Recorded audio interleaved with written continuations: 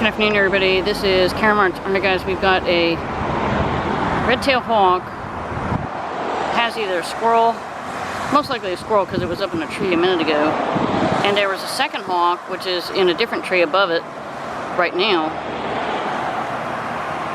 Wow. Unbelievable.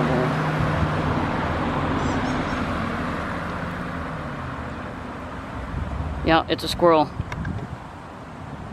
I don't want to get any closer because I don't want to scare the bird. We don't want to freak anybody out about this beautiful hawk getting live prey to eat. Wow. Unbelievable. Alright guys, signing off live in Sea Pines. Again, this is a red-tailed hawk. Have a great day.